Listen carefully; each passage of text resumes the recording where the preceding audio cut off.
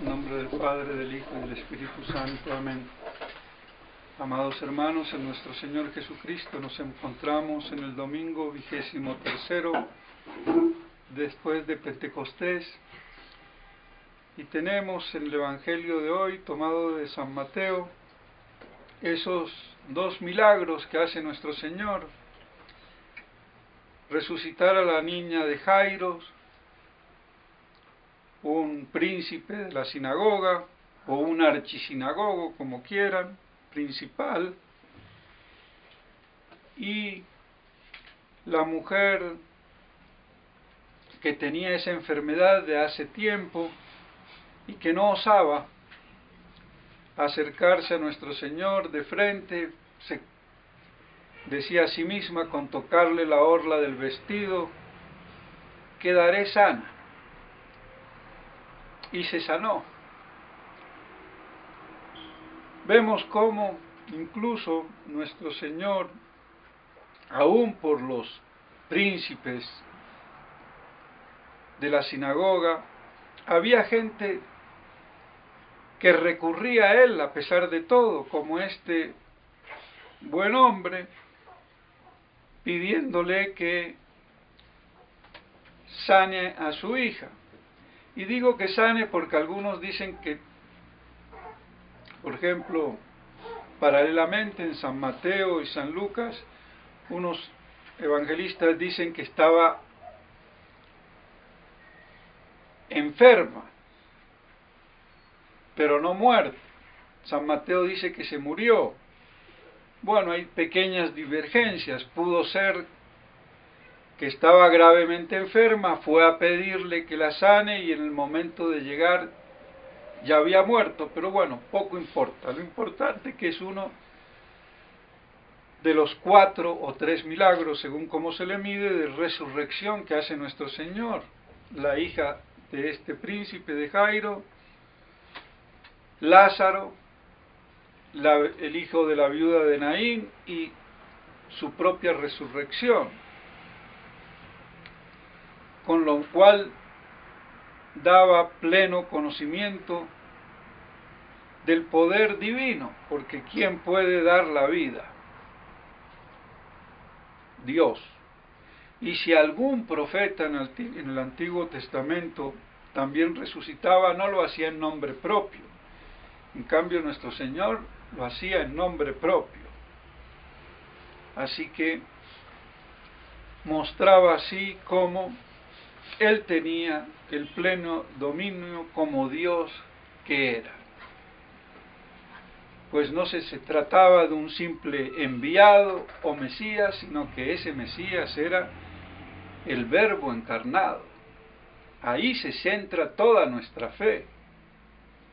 No hay que olvidarlo. Y es toda la gran disputa.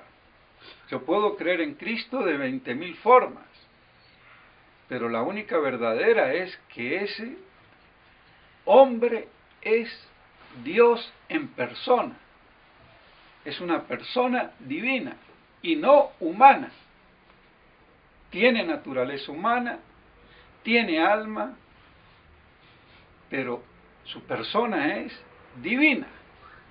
Y puede costar un poco entenderlo. Su persona es divina. Pero eso hay que tenerlo muy claro y no confundir la doble naturaleza, la divina y la humana. Pero su persona es divina. Ese es el centro de nuestra religión. Y es el Verbo encarnado porque es la segunda persona de la Santísima Trinidad. No podría haber Verbo encarnado si no hay la Santísima Trinidad. Si yo no creo en estos dos dogmas, no soy católico. Creer en Dios no basta, así de claro. Los paganos creían en Dios y eran paganos, paganísimos. no eran ateos, no hay que confundir paganismo y ateo. El ateísmo es un fenómeno de reciente data, si se puede decir así.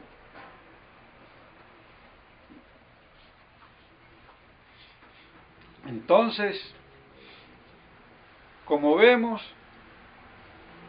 este príncipe le ruega a nuestro Señor que vaya a verla, y en el camino la mujer hemorroísa, que algunos dicen que es la Verónica, pues no osando, por vergüenza también quizás, por pudor, pero se contentaba con tocarle la orla del vestido para sanarse, y nuestro Señor le dice: tu fe te ha salvado, y sanó. Vemos así, una vez más, mis estimados hermanos, la importancia de la fe que hoy prácticamente no existe. Habrá siempre gente religiosa, más religiosa, menos religiosa, y muchas supersticiosas, que ya se pasan de religión a superstición, que es una deformación de la religión.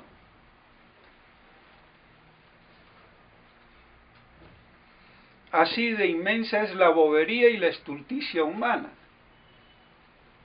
si no tenemos cuidado.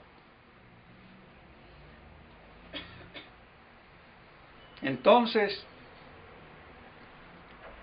hay que tener bien en claro la importancia de la fe. Porque hoy en día, ¿cuántos de los que quedan que todavía se creen y se siguen diciendo católicos? Y en el fondo no tienen la fe católica. Es el gran drama de lo que queda del catolicismo común y corriente, tanto en la jerarquía oficial de la neoiglesia, posconciliar, y los fieles, y aún los tradicionalistas que quieren ponerse en acuerdos.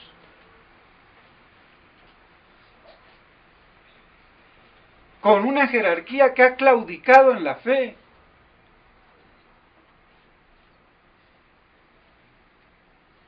Es un drama. Y un drama de los últimos tiempos apocalípticos.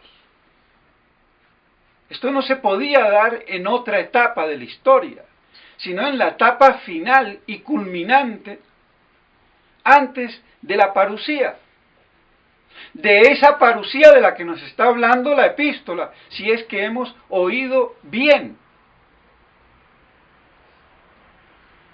No seamos del vientre, terrenales, nuestras cosas están en el cielo. Y del cielo esperamos la manifestación del Señor.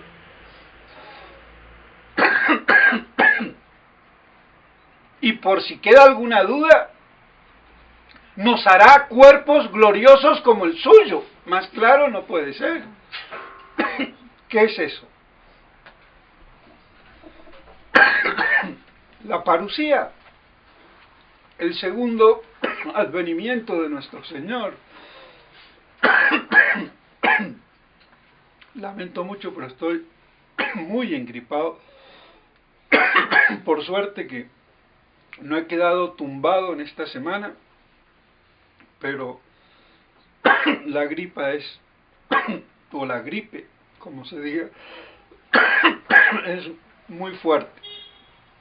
Y a veces, la verdad, que hasta uno ni ánimo tiene para estar en pie. Pues bien,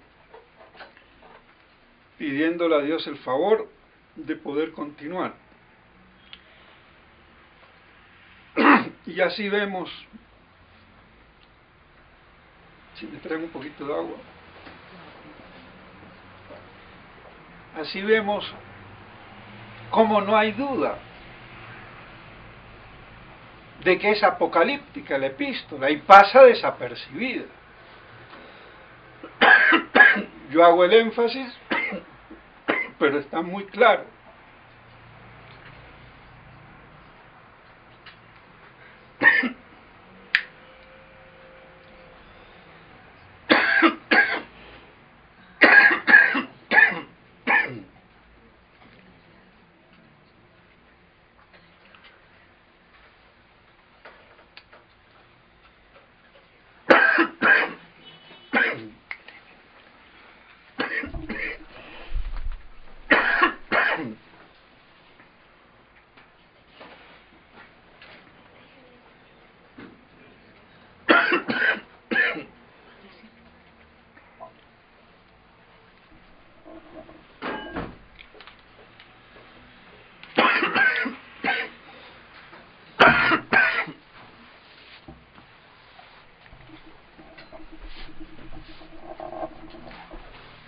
Está muy claro que es apocalíptico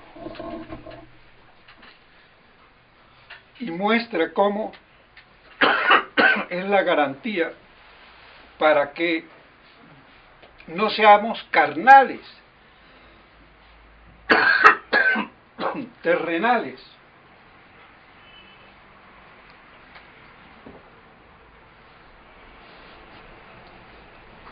Y que no estemos contra la cruz de Cristo. Entonces, ¿cómo está vivo? En San Pablo, ese ardiente deseo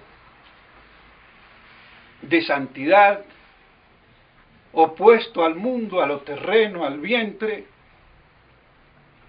y la relación profunda que tiene con la parusía.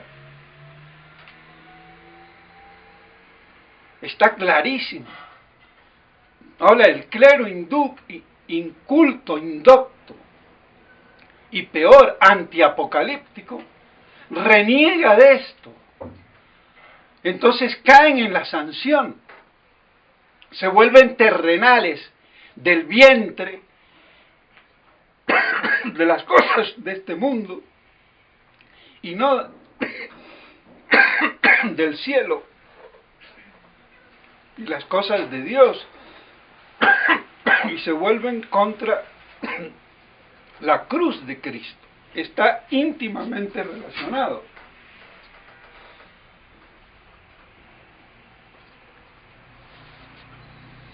Entonces la parusía no es algo que está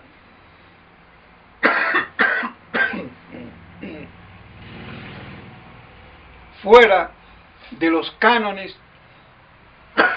de la santificación diaria de los católicos. Está claro. Y vea cómo San Pablo las regaña a esas dos mujeres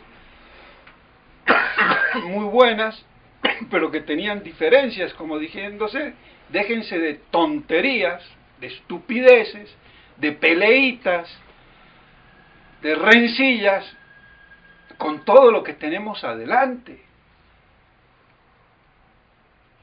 y por delante. Y por eso entonces les dice que piensen en esa promesa de cómo seremos glorificados en el cuerpo.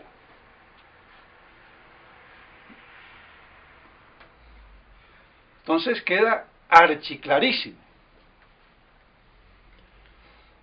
Y así vemos cómo la fe es la base de todo. Y hoy la vemos completamente desfigurada. La gente cree en cualquier cosa menos en la fe pura y verdadera.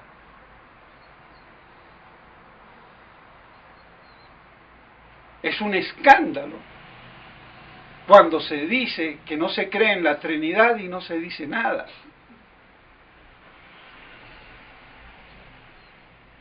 Por ese pecado contra la fe de Francisco,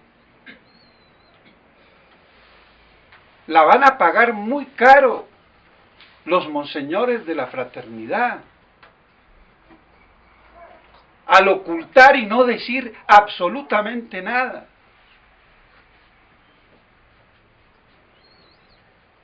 Y los fieles que tontamente siguen porque es la fraternidad fundada por Monseñor Lefebvre. Sí, fundada,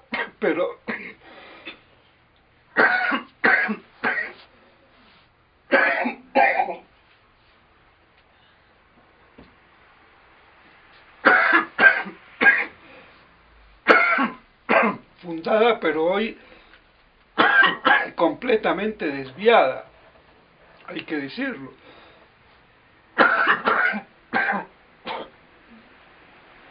Entonces, como pasa con la iglesia, ¿cuántos siguen creyendo que es la iglesia fundada por nuestro Señor? Y no es. Ha habido un desvío. Y si todo esto no fuera sido anunciado por nuestro Señor, sería difícil de creer. Entonces, por eso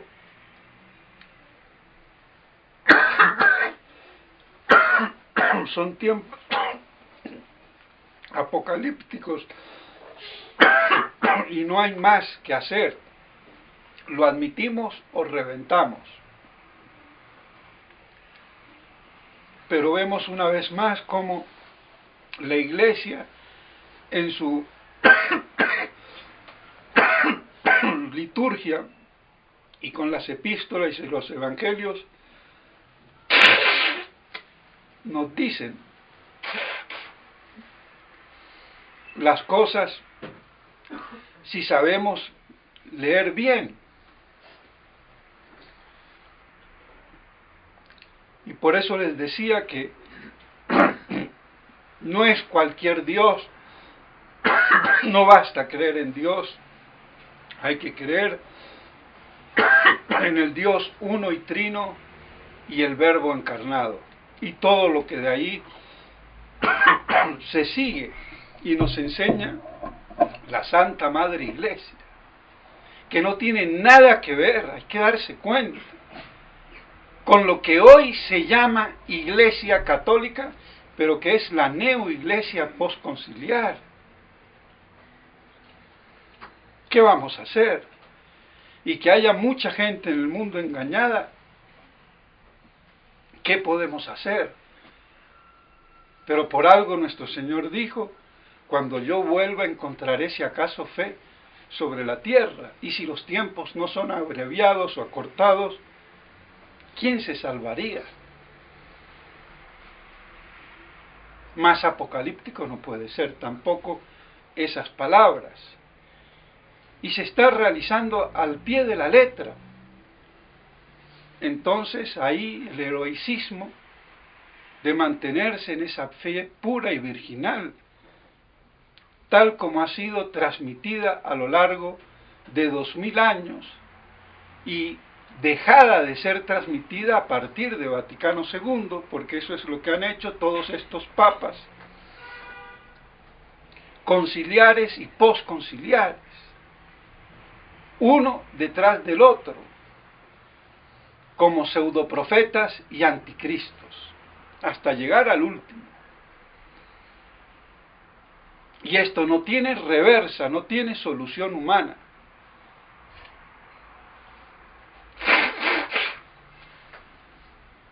No hay solución sino la misericordiosa parusía o retorno de nuestro Señor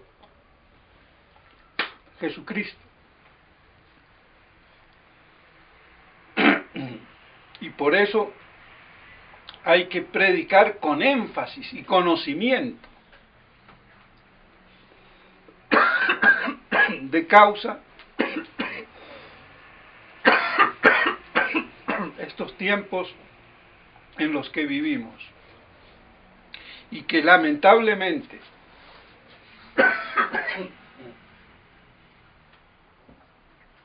los obispos tradicionalistas, del color que sean, no conozco uno que cumpla con su sacrosanto deber.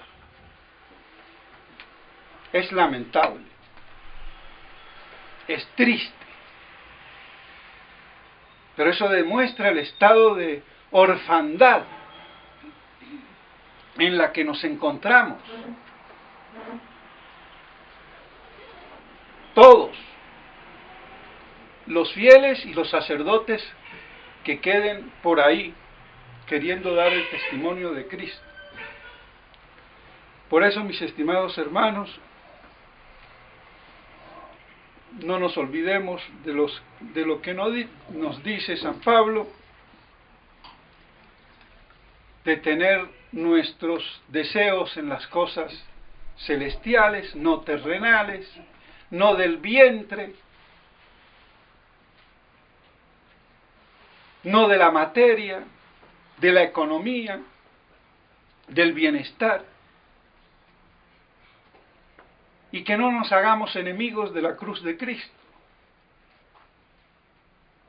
y que recordemos que estamos esperando a nuestro Señor, que nos promete también un cuerpo glorioso, como el de Él. Y esa es la gran promesa de la primera resurrección,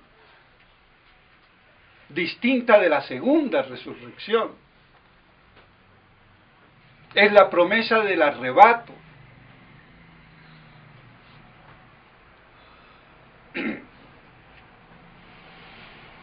De aquellos que quedan vivos y ascienden al cielo con los que han resucitado en la primera resurrección cuando venga nuestro Señor. Y los otros que quedarán como viadores sin morir en esta tierra para procrear,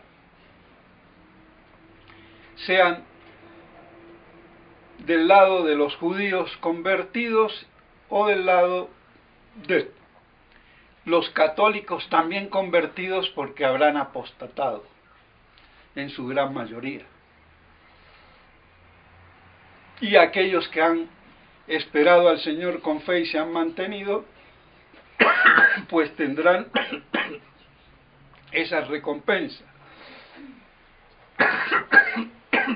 Y habría mucho más que decir, pero bueno, no se puede tampoco todo decir de golpe, porque si no se acepta lo primero, que voy a aceptar yo después lo cuarto, lo quinto. Entonces hay que ir por partes, para que así no se nos haga tampoco un mar de confusión las cosas. Que nos quede así, mis estimados hermanos, bien claro, de mantenernos firmes en la fe pura y virginal, a pesar de esta gran crisis de fe que cada vez tiende a desaparecer más y más. Pero al lado de la Santísima Virgen María podemos refugiarnos como hijos indefensos al lado de su pura, tierna y virginal Madre, la Santísima Virgen María, Madre de Dios. En nombre del Padre, del Hijo y del Espíritu Santo. Amén.